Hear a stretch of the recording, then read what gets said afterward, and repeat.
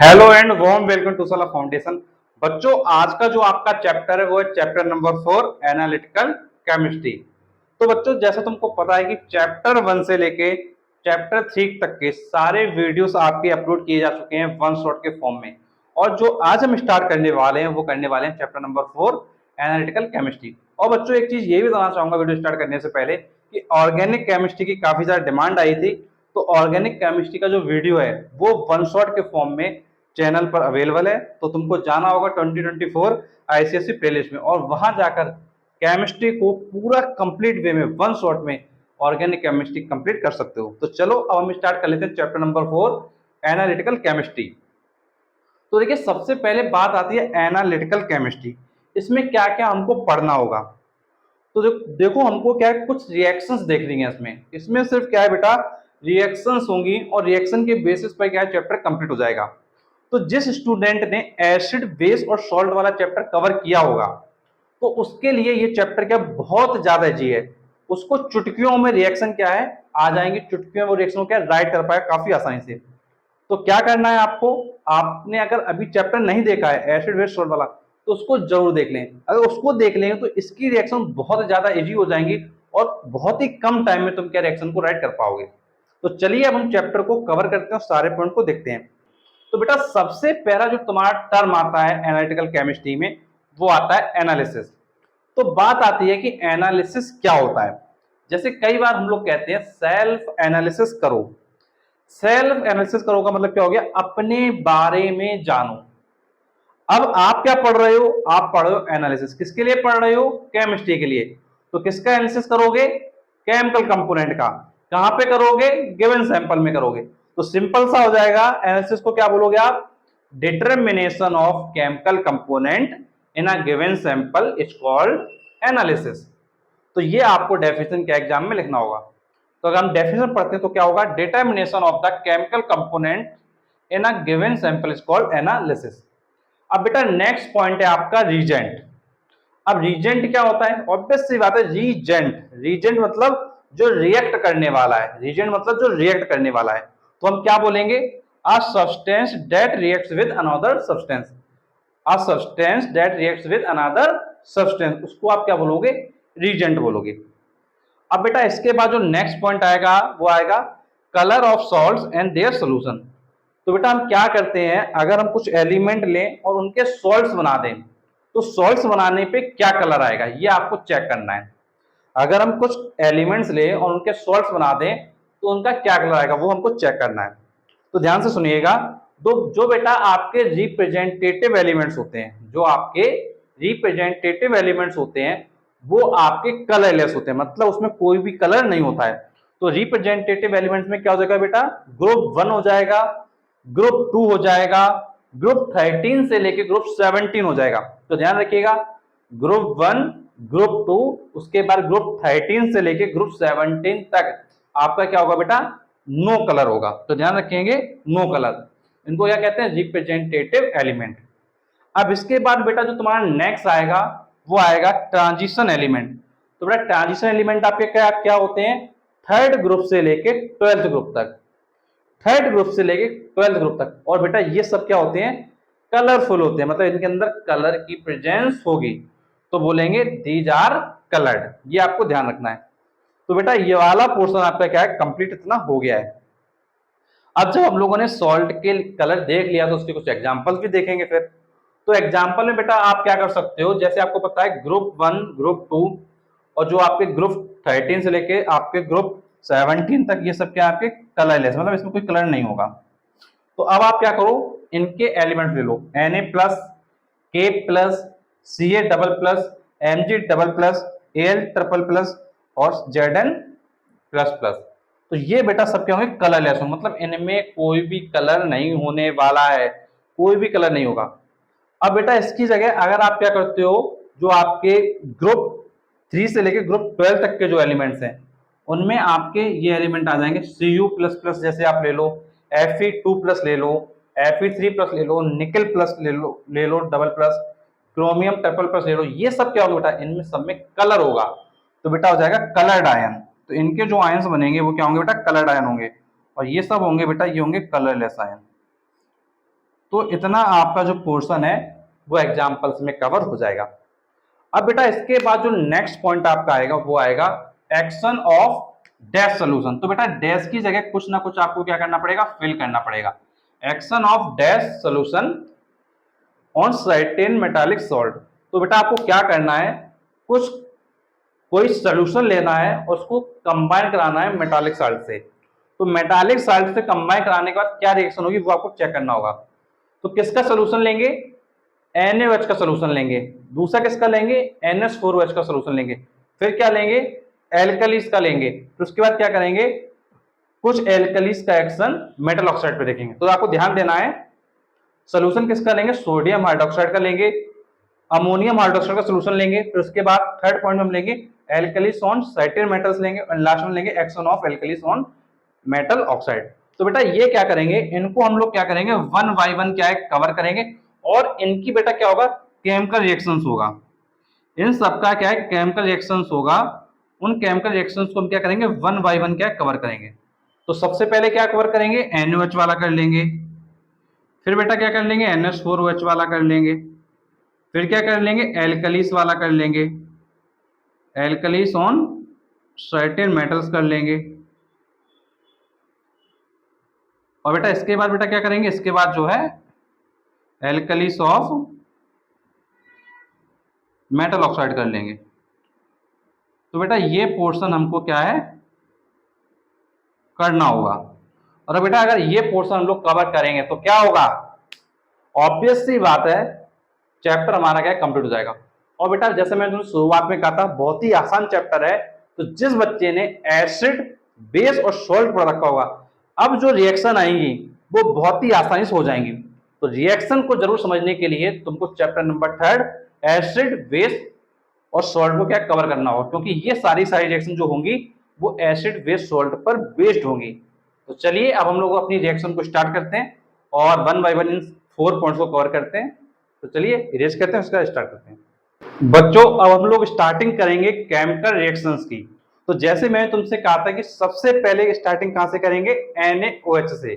तो चलो देख लेते हैं रिएक्शंस को। तो जो क्या लिखा हुआ है, action of sodium hydroxide, action of sodium hydroxide on certain metallic salt. तो सॉल्ट के साथ हम रिएक्शन करवाएंगे NaOH का। तो बेटा क्या करना होता है, NaOH लेना होता है, उसके साथ सॉल्ट सोल्यूशन लेते हैं। मतलब सॉल्ट सोल्यूशन में NaOH को बेटा एल्कली कहते हैं। तो सॉल्ट सोल्यूशन में एल्कली को डालते हैं तो मेटल हाइड्रोक्साइड का पीपीटी बनता है, मींस प्रेसिपिटेट बनता है। और साथ में एक आपका क्या है सॉल्ट बन जाता है सोल्यूशन के अंदर। कैसे रिएक्शन होगा वो समझेंगे तो आपका क्या आ जाएगा। तो ध्यान रखिएगा, NaOH एल्कली में डालने पर एक सॉल्ट का सोल्यूशन बनेगा और साथ में हमारा मेटल हाइड्रोक्साइड बनेगा जो कि पीपीटी के फॉर्म में आ जाएगा। तो रिएक्शन को देखेंगे ध्यान से।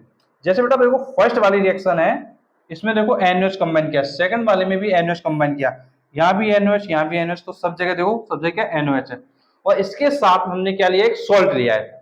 तो देखेंगे रिएक्शन को कैसे राइट करना है। चलिए स्टार्ट करते हैं। जैसे बेटा कैल्शियम नाइट्रेट है, इसमें कंबाइन कराना है NaOH। अब बेटा आपको पता होना चाहिए जो कैल्शियम नाइट्रेट है जब NaOH कंबाइन करता है तो Na और NO3 कंबाइन हो जाता है। तो Na और NO3 कंबाइन हो जाता है, इसको यहां लिख देते हैं। और साथ में बेटा Ca और OH आता है। तो Ca अपनी जगह और OH अपनी जगह। अब बेटा Ca की वैलेंसी होती है 2, इसलिए CaOH का ट्वाइस आ जाता है और OH की होती है 1, इसलिए Ca सिर्फ अकेला रहता है। NaNO3 में Na की भी 1 है और NO3 की भी 1 है, तो इसलिए क्या है ये ऐसे ही रहता है। तो आंसर हो गया CaNO3 का twice plus NaOH gives CaOH का ट्वाइस प्लस NaNO3। अब बेटा इसको करना होगा क्या, बैलेंस। देखो कैसे करेंगे, यहाँ पर NO3 क्या है 2 है, तो बेटा 2 यहाँ पे करना पड़ेगा और यहाँ पर बेटा 2 करेंगे तो 2Na हो गया। तो 2Na की वजह से यहाँ पे 2 यहाँ पे करना पड़ेगा।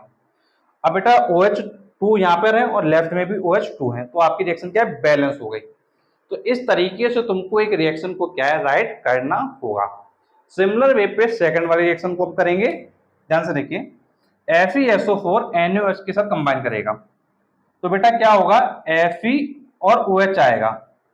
अब बेटा यहाँ पे देखो Fe की वैलेंसी क्या थी, 2 थी, तो इसलिए तुमको भी यहाँ पे 2 लेना पड़ेगा और साथ में बेटा Na क्या करेगा, SO4 के साथ आएगा। तो बेटा आपको पता है SO4 की वैलेंसी क्या होती है, 2 होती है, तो यहाँ पे Na2SO4 हो जाएगा। सिमिलर वे पे FeCl3 की अगर हम लोग राइट करेंगे NaOH के साथ, तो Fe आएगा OH के साथ।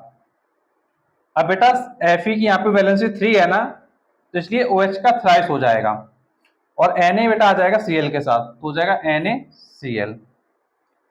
अब बेटा इसको करना होगा बैलेंस, तो देखिए ध्यान से ऊपर वाली को, यहाँ पर बेटा OH 2 हो गया है, तो यहाँ पे 2 NaOH करना होगा, तो Na देखो 2 हो गया, Na आ भी 2, तो रिएक्शन क्या है, बैलेंस हो गई। सिमिलर वे पे नेक्स्ट देखिए, FeCl3 में NaOH को ऐड करना है, तो देखो OH क्या हो गया बेटा आपका 3 हो गया। अगर OH 3 हो गया यहाँ पे OH 3 हो गया, तो इसका मतलब क्या है 3 NaOH यहाँ पे हमको करना पड़ेगा, और 3 NaOH किया तो बेटा 3 Na हो गया, 3 Na हो गया तो 3 NaCl भी करना पड़ेगा। तो इस तरीके से रिएक्शन को आप क्या करोगे, बैलेंस करोगे। अब बेटा इसके बाद आपकी आएगी नेक्स्ट रिएक्शन।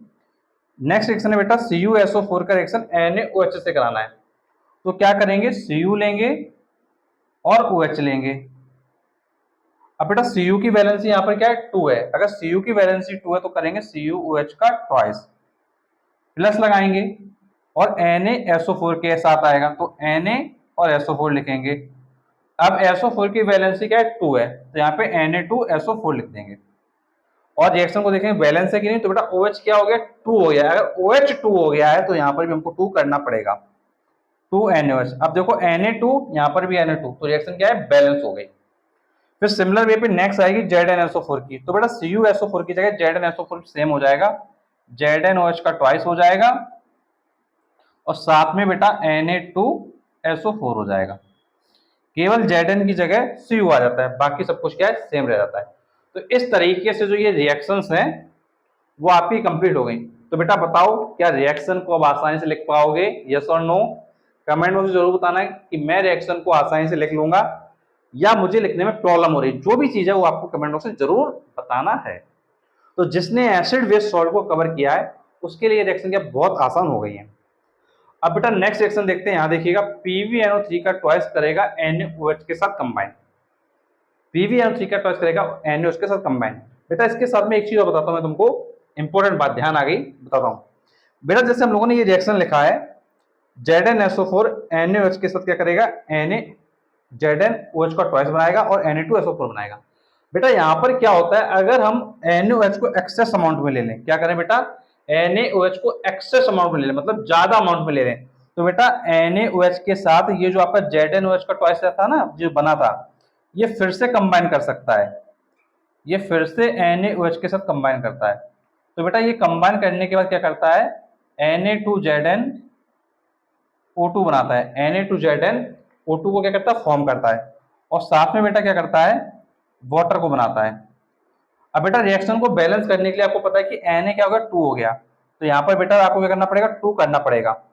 अब बेटा यहाँ पे देखो OH भी क्या हो गया, 2 हो गया, और यहाँ पे देखो OH 2 यहाँ पर थे तो 3 OH हो गए। तो बेटा यहाँ पर क्या है, 3 OH का मतलब हो गया बेटा 3 H और 3 O, तो 2 O यहाँ पर है, 1 O यहाँ पर है, तो ये बैलेंस है। ऐसे देखो बेटा 2 और 1 ये 3 हो गया, लेकिन हमारे पास 3 यहाँ पर नहीं है। तो बात आती है कैसे रिएक्शन को बैलेंस करेंगे। तो 2 OH यहाँ पर है और यहाँ पर भी 2 है, बेटा 4 OH हो गए हैं, 3 नहीं, यहाँ पर 4 OH हो गए। देखो 2 यहाँ पर है और 2 OH यहाँ पर, तो मतलब 4 OH हो गए। अगर बेटा 4 OH हो गए मतलब 4 O हो गया। अब पहले O को करो बैलेंस, तो O आपका हो गया 2, और यहाँ पे अगर 2 लगाओगे तो बेटा आपका हो गया O4। H देखो H यहाँ पर 4 हो गया और यहाँ पर H 2 और ये 2 4 हो गया, तो Na2ZnO2 बन जाएगा। इसको बेटा कहते हैं सोडियम जिंकेट। क्या कहते हैं बेटा, सोडियम जिंकेट कहते हैं। तो ध्यान रखिए इसको कहते हैं सोडियम जिंकेट। तो ये आपका क्या है, बन गया है। इसी बेसिस पे बेटा आपकी अदर रिएक्शन भी आप क्या लिख सकते हो, जैसे ये PbNO3 वाली देखो, इसको भी इसी बेसिस पे आप क्या लिख सकते हो। देखो PbNO3 और NOH है, तो Pb क्या करेगा, OH के साथ जाएगा, और Pb बोलता है बेटा हम तो 2 वाले हैं, हम तो 2 वाले हैं, तो यहाँ पे भी 2 वाले बना दो। और Na कहता है NO3 से कि बेटा हम तो 1 वाले हैं, NO3 भी कहता है हम तो 1 वाले हैं, मतलब एक वैलेंसी वाले हैं, तो यहाँ पे NO3 बनेगा। अब बेटा यहाँ पे 2NO3 था, तो यहाँ पे बेटा 2 हो जाएगा, तो 2NO3 की वजह से वहां पर भी 2NO3 हो जाएगा। अब बेटा Na2 हो गया, इसलिए यहाँ पे क्या है 2NaOH करना पड़ेगा। तो ये रिएक्शन क्या है बेटा, बैलेंस हो गई। अब बेटा होता क्या है, ये PbOH का ट्वाइस है, ये PbOH का ट्वाइस क्या है, फिर से कंबाइन कर देता है किसके साथ, NaOH के साथ। तो बेटा पहले की तरह रिएक्शन होगा, Na2 PbO2 बन जाएगा और साथ में आपका बेटा वाटर बन जाएगा, और यहाँ पे 2 लगा दो और यहाँ पे 2 लगा दो, रिएक्शन आपकी क्या बैलेंस हो गई। तो इस तरीके से बेटा आपको रिएक्शन को क्या लिखना पड़ेगा। अब एक चीज ये ध्यान देने की बात है, अगर रिएक्शन में NaOH एक्सेस है, अगर बेटा रिएक्शन में NaOH क्या एक्सेस है, तो ध्यान रखिए कि एक्सेस NaOH के केस में दोनों रिएक्शन लिखना होता है। अगर बेटा NaOH आपका एक्सेस अमाउंट में है तो दोनों रिएक्शन लिखना होगा, अगर NaOH एक्सेस अमाउंट में नहीं है तो सिर्फ फर्स्ट वाला रिएक्शन लिखना होगा। सेम उसी पैटर्न पर यहाँ पर भी वही चीज होती है, अगर NaOH एक्सेस अमाउंट में है तो दोनों रिएक्शन होंगी, अगर एक्सेस अमाउंट में नहीं है तो सिर्फ और सिर्फ फर्स्ट वाली रिएक्शन होगी, ये आपको ध्यान देना है।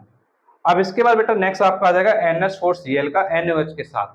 तो यहाँ क्या करते हैं बेटा, NH4 और OH कंबाइन होता है, क्या होता है, NH4 OH कंबाइन होता है। तो ऐसे कंबाइन नहीं होता, ध्यान से सुनिए, ऐसे कंबाइन नहीं होता है। तो NH4 वाला, देखो ध्यान से देखो, NH4 वाला क्या करता है, NH3 बना देता है, और यहाँ पर जो NH4 में H बचाता है, ये H इस OH के साथ वाटर बना देता है, और बेटा Cl और Na मिलके NaCl बना देता है।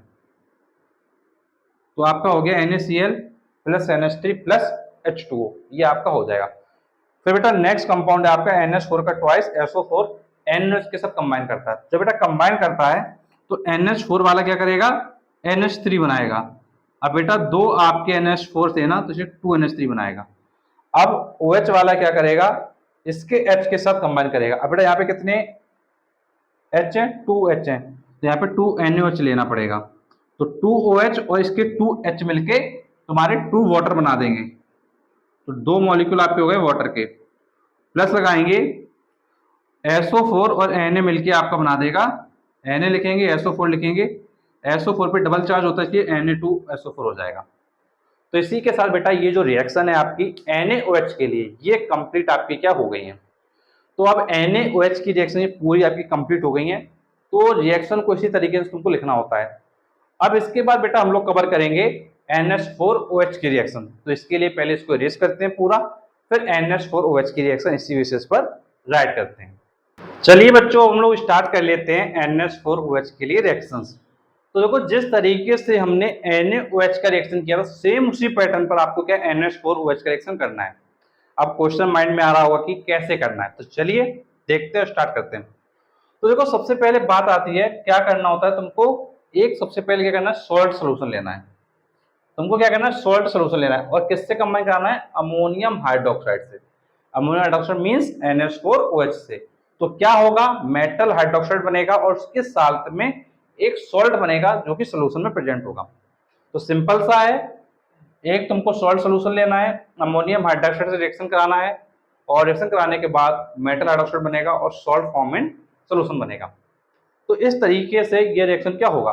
अब फिर से वही बात कि NH4OH का रिएक्शन सबसे होगा, तो क्या करेंगे, NH4OH लेंगे, NH4OH लेंगे, NH4OH लेंगे, NH4OH लेंगे, NH4OH लेंगे और NH4OH लेंगे, और सभी का कंबाइन करा देंगे किसी ना किसी सॉल्ट के साथ। तो चलिए रिएक्शन देख लेते हैं। तो देखो सबसे पहले हम बात करते हैं कैल्शियम सॉल्ट के साथ। तो बेटा जब कैल्शियम सॉल्ट के साथ रिएक्शन होती है, जब कैल्शियम सॉल्ट के साथ रिएक्शन होती है तो कोई भी पीपीटी क्या है, नहीं बनता है। तो ध्यान रखिएगा, कैल्शियम सॉल्ट के साथ अगर रिएक्शन करवाते हैं तो कोई भी पीपीटी नहीं बनता। जब पीपीटी ही नहीं बनता तो फिर रिएक्शन पॉसिबल ही नहीं हो पाएगी, इसलिए रिएक्शन नहीं लिखा गया है। तो बेटा नेक्स्ट है आपका आयरन सॉल्ट के साथ रिएक्शन। अगर आयरन सॉल्ट से रिएक्शन करा तो देखो कैसे होगी। तो देखो आयरन सॉल्ट में आप ले सकते हो FeSO4 ले सकते हो और FeCl3 ले सकते हो।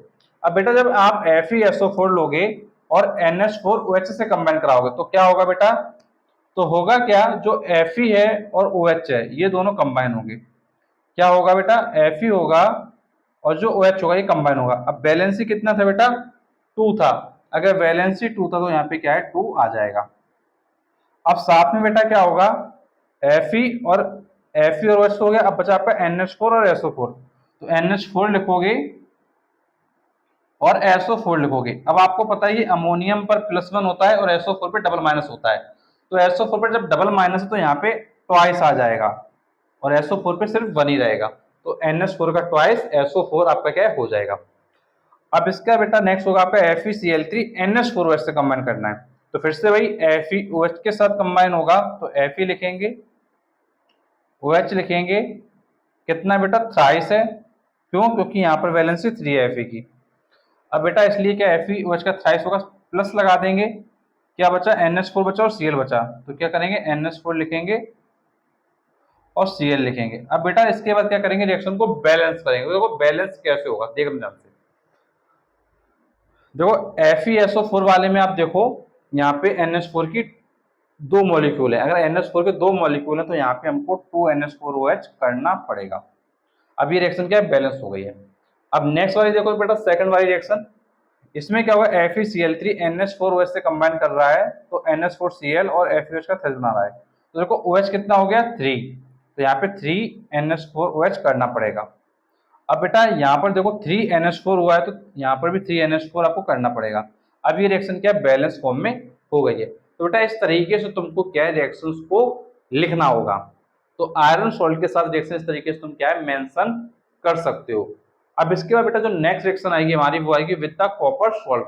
तो कॉपर सॉल्ट की रिएक्शन थोड़ा ध्यान से देखिएगा, क्योंकि ये आपके एग्जाम में थोड़ा सा डिफ्रेंशिएट करती है रिएक्शंस को। तो देखो CuSO4 क्या करता है, NH4OH से कंबाइन करता है, तो Cu क्या करेगा, OH के साथ कंबाइन होगा। अब आपको पता है SO4 के साथ में अगर अटैच हो तो इसका मतलब Cu पे क्या है, +2 होगा, और +2 होगा तो CuOH का ट्वाइस बनेगा, प्लस होगा और NH4 SO4 के साथ कनेक्ट होगा तो NH4 का ट्वाइस होगा और SO4 होगा। अब इसको बेटा बैलेंस करेंगे, NH4 आपका 2 हो गया है, तो यहाँ पर भी हमको 2 लेना पड़ेगा, तो ये रिएक्शन क्या बैलेंस है। अब बेटा इसके बाद क्या होता है, जो ये CuOH का ट्वाइस जो बना हुआ है, तो CuOH का ट्वाइस बना हुआ है, ये कंबाइन करता है NH4OH के साथ। कंबाइन करेगा तो क्या करता है, CuNH3 का होल 4 बनाता है, SO4 बनाता है, साथ में 4 वाटर बनाता है, और आपको क्या है 4 मॉलिक्यूल क्या लेना पड़ता है NH4OH का।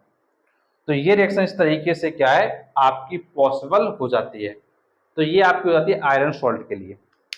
अब बेटा सेम पैटर्न पर जैसे कॉपर सॉल्ट की रिएक्शन हो रही है, सेम पैटर्न पर जैसे ये कॉपर सॉल्ट की हो रही है, सेम पैटर्न पे आपको क्या करना होगा, जिंक सॉल्ट के लिए करना होगा। तो जिंक सॉल्ट के लिए क्या करेंगे, ZnSO4 NH4OH से कंबाइन करेगा तो क्या होगा, ZnOH के साथ आएगा, तो SO4 के साथ यहाँ पे आप देख रहे हो कि Zn की वैलेंसी 2 है, अगर Zn की वैलेंसी 2 है तो OH यहाँ पे ट्वाइस आ जाएगा, प्लस लगाएंगे। अब SO4 के साथ आएगा तो NH4 SO4 लिखेंगे, और SO4 का 2 होता है, इसलिए यहाँ पे NH4 का ट्वाइस हो जाएगा। अब इसको बैलेंस करेंगे, कैसे बैलेंस करेंगे, NH4 यहाँ पे 2 है तो यहाँ पर भी हमको 2 करना पड़ेगा। अब ये रिएक्शन बैलेंस है। अब क्या होगा, ये जो ZnOH का ट्वाइस है, ये जो ZnOH का ट्वाइस है, ये कंबाइन कर जाता है फिर से किससे, NH4OH। अब कंबाइन बेटा करेगा तो क्या होगा, जैसे बेटा यहाँ देखो CuNH3 4 SO4 आया ना, तो सेम पैटर्न पर ZnNH3 4 ZnNH3 4 और बेटा SO4 आ जाएगा, और साथ में बेटा क्या बना हुआ है, इधर 4 वाटर बना है, तो 4 वाटर वहां भी बना दोगे तो 4H2 हो जाएगा। जैसे कॉपर वाले में यहाँ 4 लगाया था उसी तरीके से यहाँ पर भी 4 आ जाएगा। अब बेटा इसके बाद तुम्हारा है लास्ट रिएक्शन जो है लेड सोल्ट के साथ। तो बेटा देखो कैसे होता है, PbNO3 का ट्वाइस करता है NH4OH के साथ। तो जब रिएक्शन होती है तो Pb क्या करता है, OH के साथ कंबाइन करता है, तो Pb क्या करता है, OH के साथ कंबाइन करता है। तो यहाँ पे देखो Pb की वैलेंसी क्या हो रही है, 2 हो रही है, तो यहाँ पर भी PbOH का ट्वाइस आ जाएगा। साथ में क्या होगा, ये जो NH4 है और NO3 कंबाइन हो जाएगा। अब दोनों की क्या है, 1 होता है चार्ज, इसलिए क्या NH4 NO3 ही रहने वाला है। अब बैलेंस करेंगे इसके बाद, तो देखो NH4 NO3, NO3 यहाँ पर 2 है तो यहाँ पे आपको 2 करना पड़ेगा। अगर 2 किया तो NH4 2 हो गया, अगर NH4 2 हो गया तो यहाँ पे भी 2 करना पड़ेगा। अब ये रिएक्शन क्या है बेटा, आपकी बैलेंस है। तो आपको क्या करना होगा, इस तरीके से जो रिएक्शंस होंगी हमारी, उन रिएक्शंस को लिखना होगा। अगर आप इस तरीके से रिएक्शंस को लिखेंगे तो आपकी जो सारी रिएक्शंस है वो क्या है, कंप्लीट हो जाएंगी।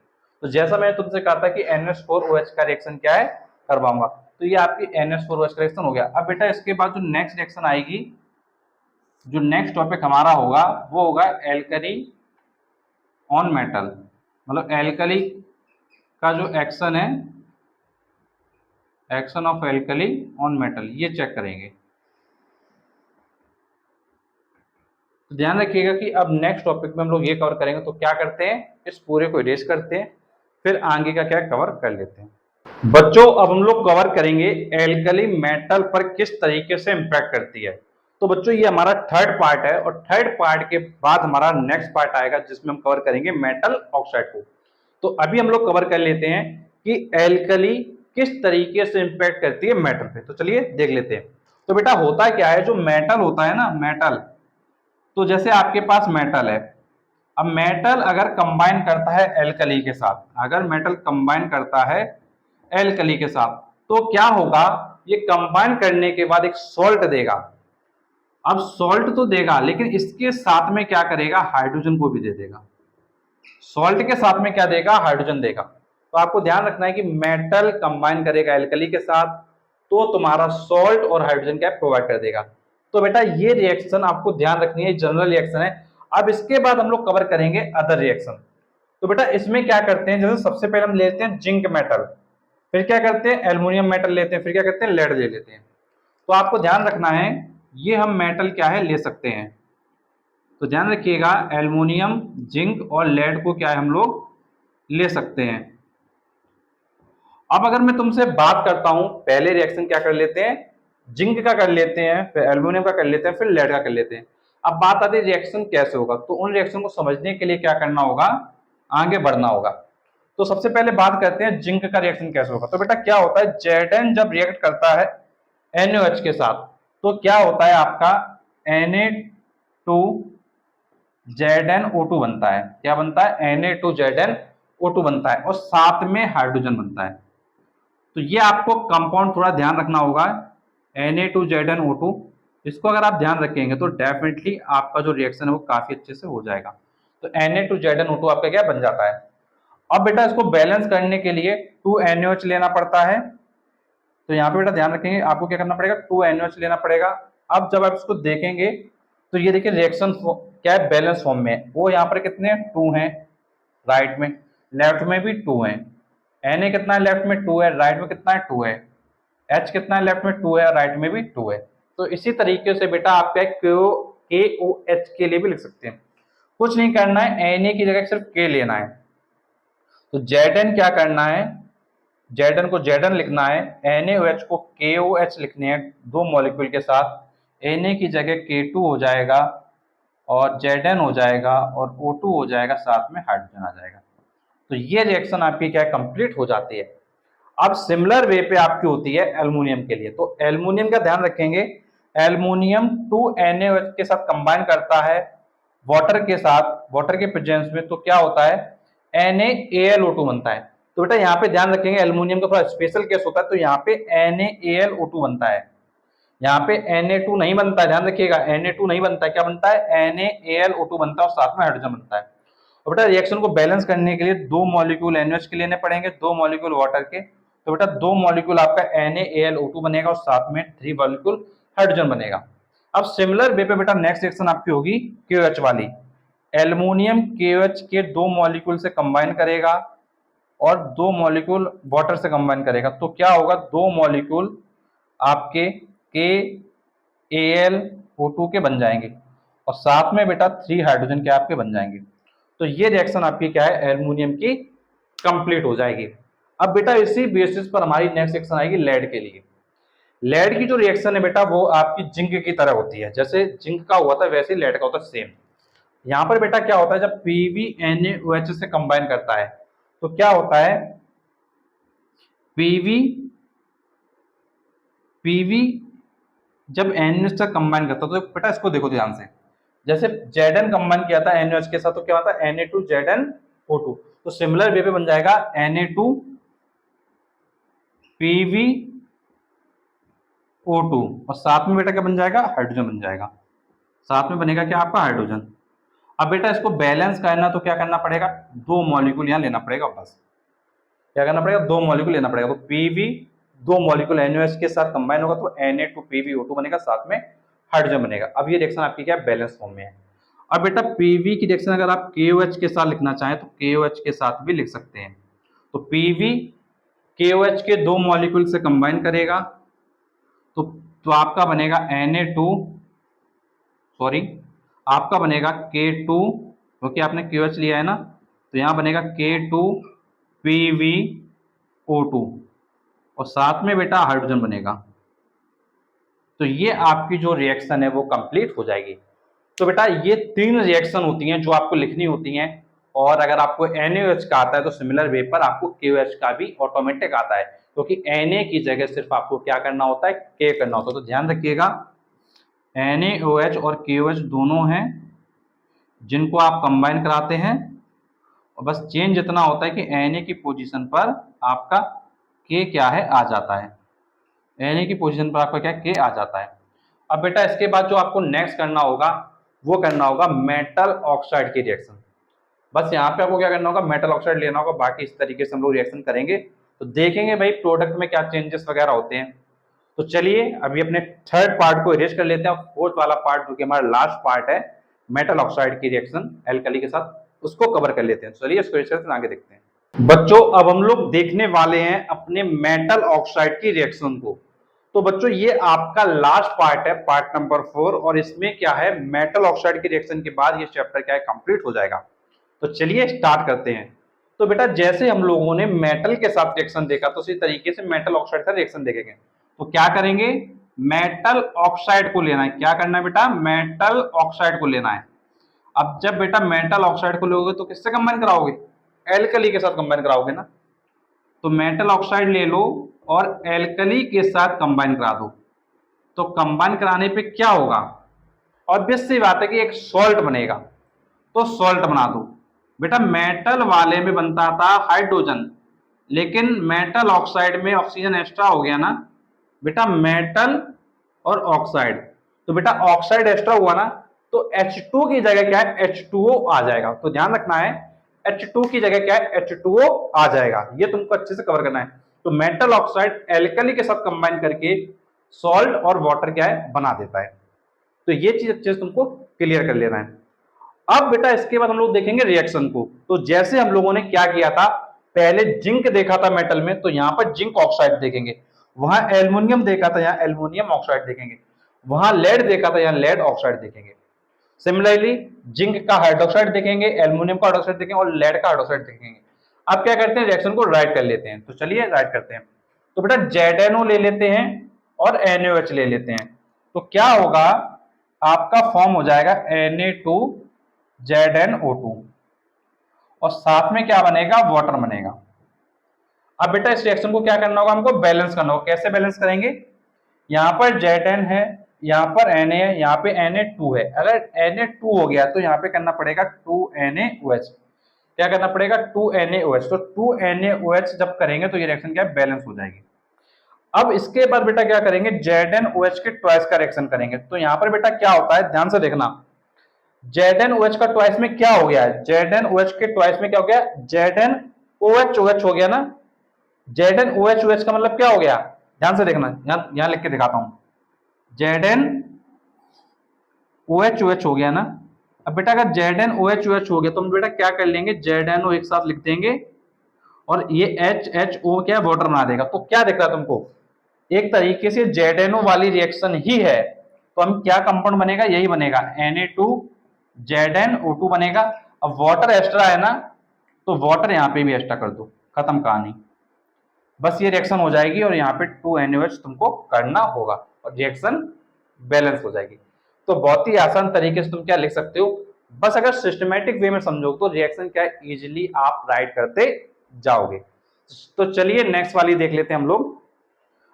एल्युमिनियम ऑक्साइड जब एल्युमिनियम हाइड्रोक्साइड ये दो कंबाइन करेंगे तो क्या होगा, तो देखो Al2O3 ऑक्साइड होता है, अब ये कंबाइन करेगा NaOH के साथ, ये कंबाइन करेगा NaOH के साथ, तो बेटा क्या होगा